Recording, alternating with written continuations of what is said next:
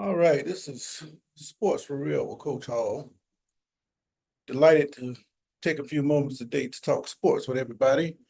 The Olympics, this is in the second weekend. We still got another week before everything is over. But all the things that we thought it would be has proven to be so.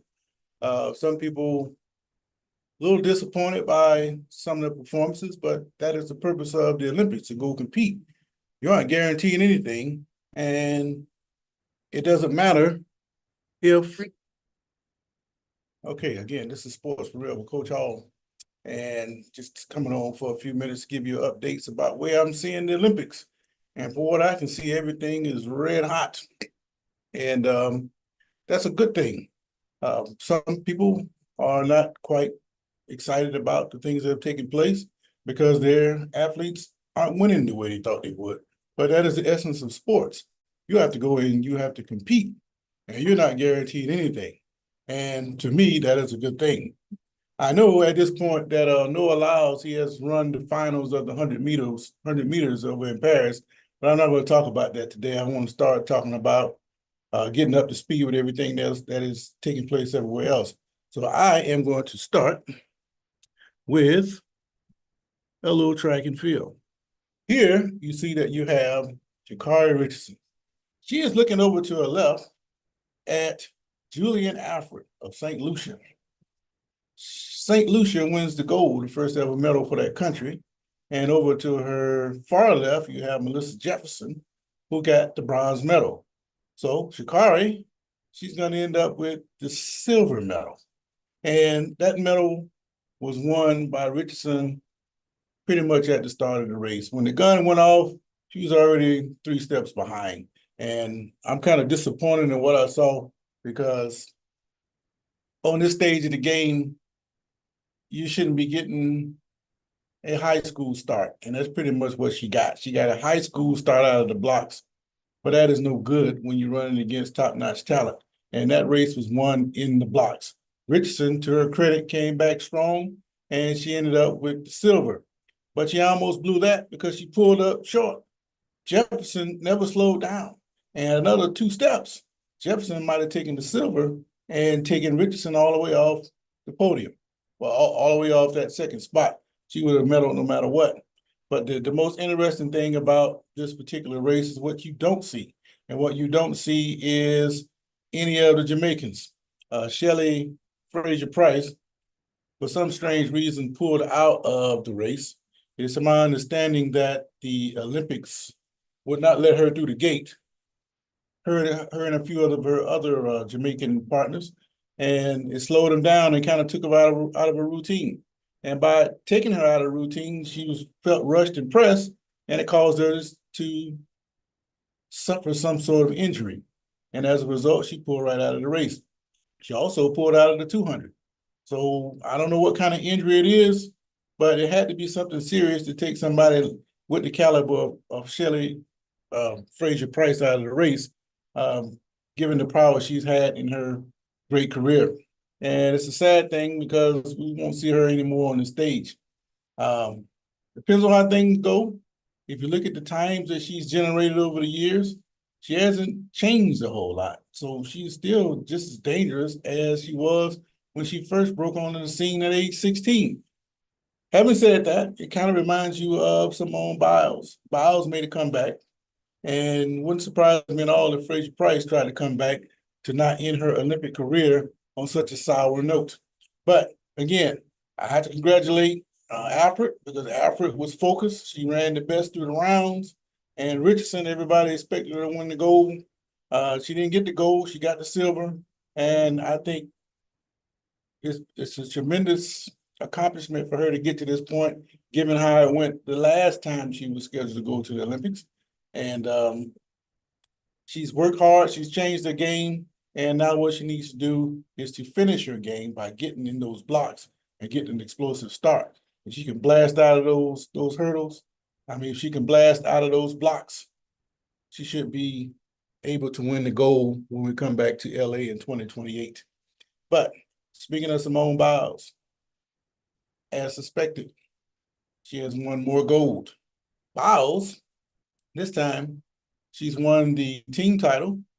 She won the all-around again after winning it in 16.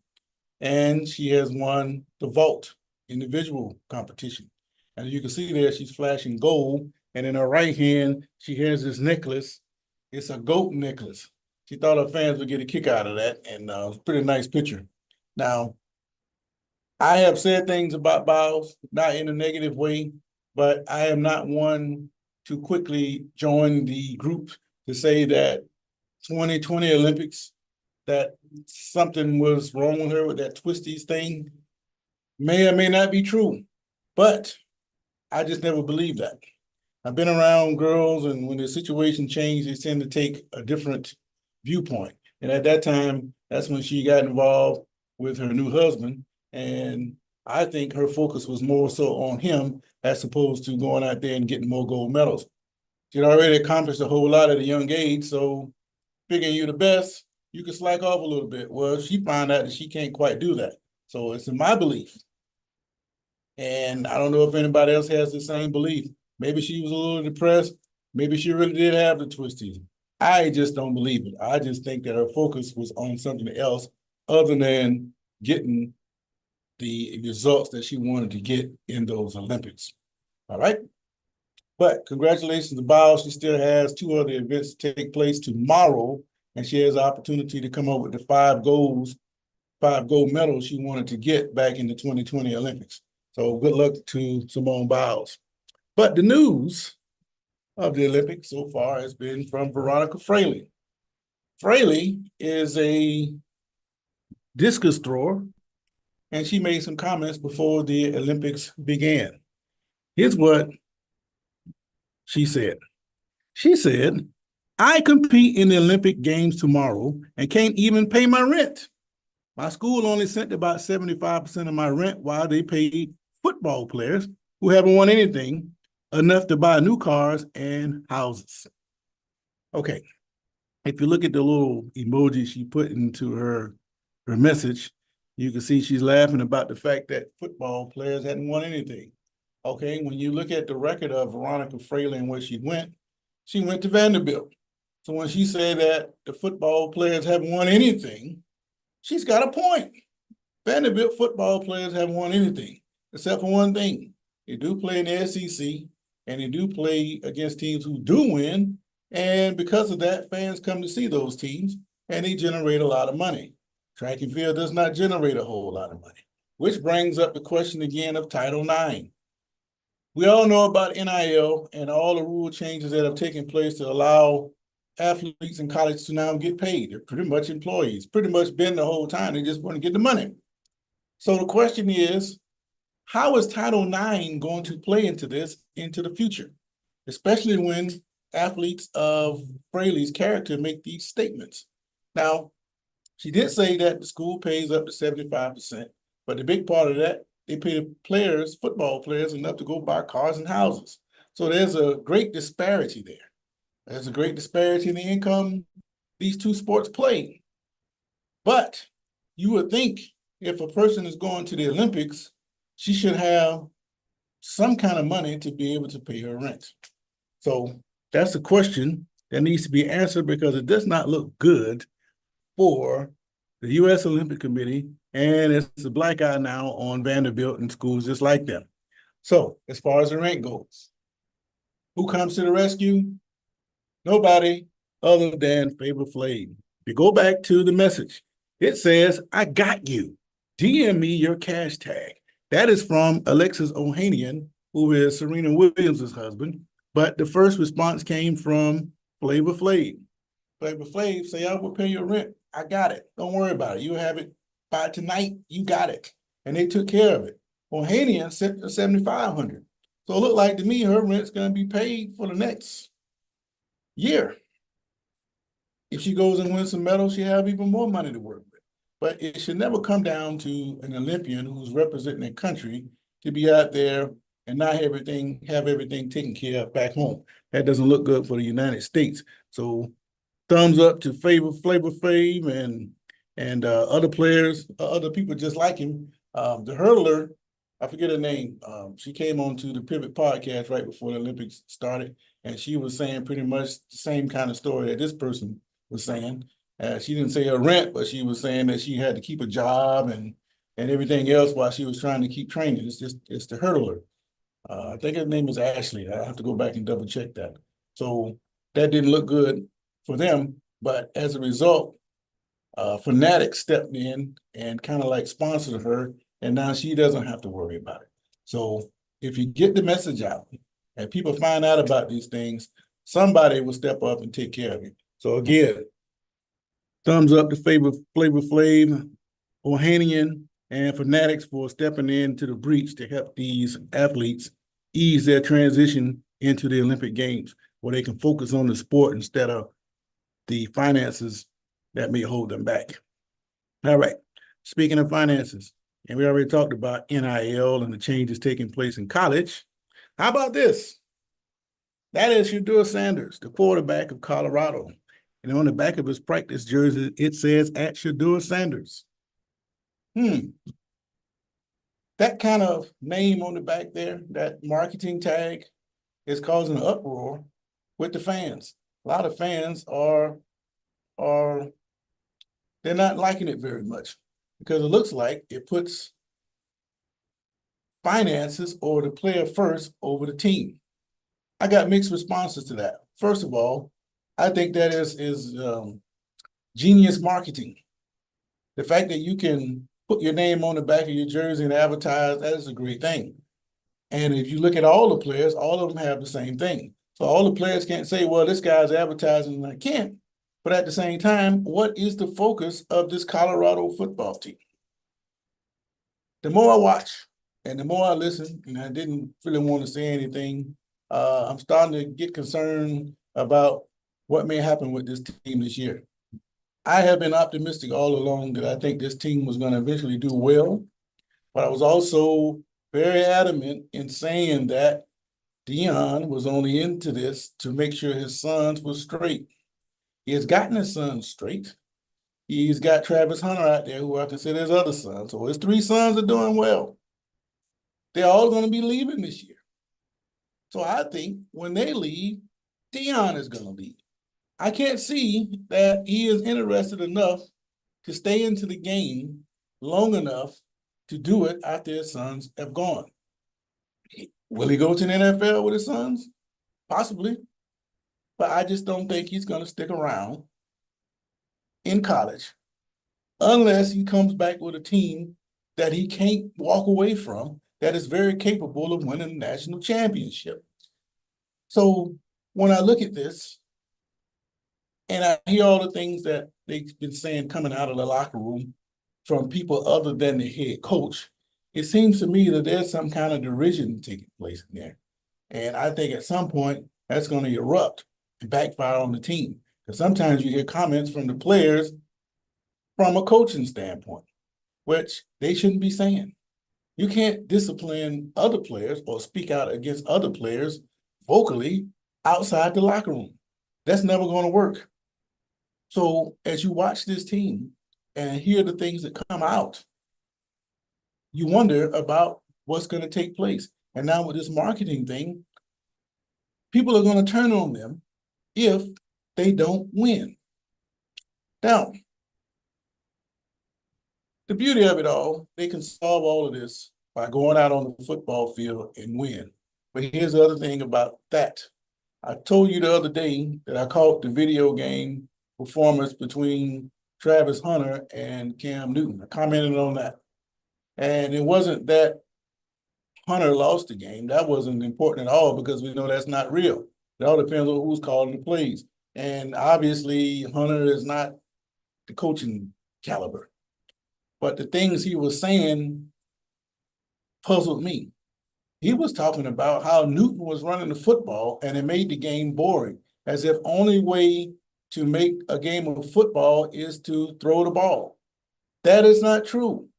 If I'm running the football and I'm moving the sticks and I push the ball across the goal line, that is exciting because the point of the game is to score points. And it becomes exciting when you score points, no matter how you do it.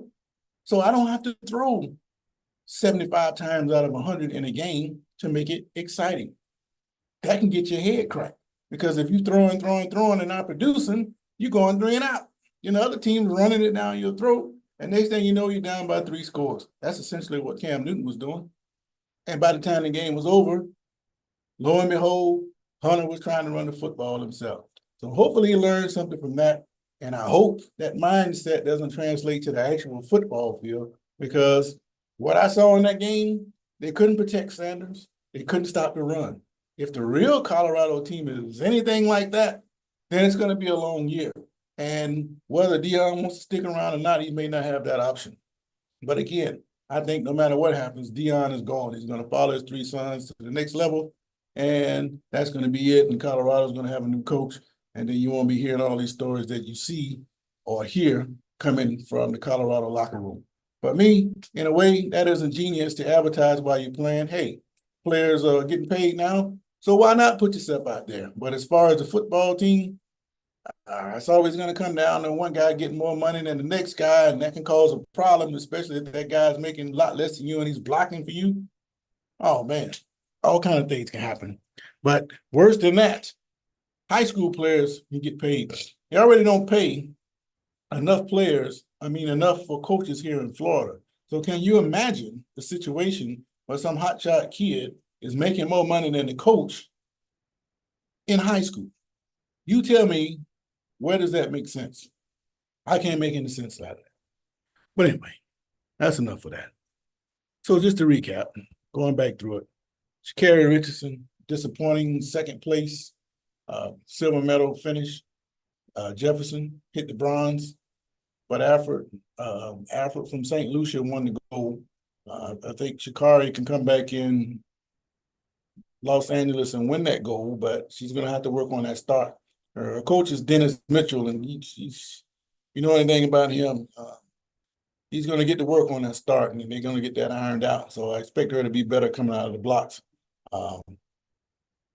But congratulations to Alfred.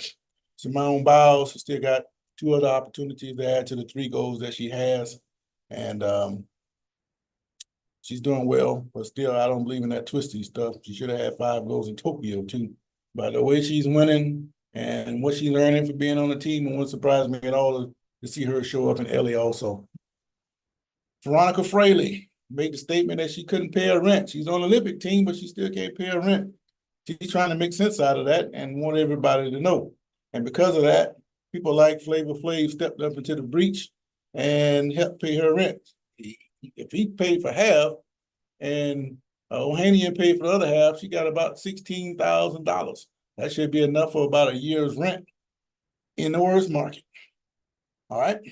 And again, Colorado players with the tag on the back of their jerseys, I think it's a great idea, but at the same time, I can see how it can backfire against them. So hopefully they can do something with that. But they need to keep all that stuff that occurs inside the locker room, because it has the opportunity to erupt and turn it into something that nobody wants to deal with. And I hope Deion can get that straightened out. But at the same time, before the season even starts, I'm telling you right now, this is probably going to be Sanders' swan song in Colorado. That's just the way I see it. So, again, Noah Lyles is running for that 100-meter title. He's already running. I just hadn't reported on it. And you got Sydney McLaughlin. She hadn't started running her legs yet, so that's going to be exciting. And, of course, next week we got the relays. So the Olympics is a great thing. Every 4 years, it's the same way because it leads up to football season. As a matter of fact, the NFL preseason kicks off next weekend. They've actually moved the season almost to where it used to be. You know, that Labor Day weekend is where everybody traditionally started football. Now with college football starting a little earlier now, they moved the NFL start up a little earlier.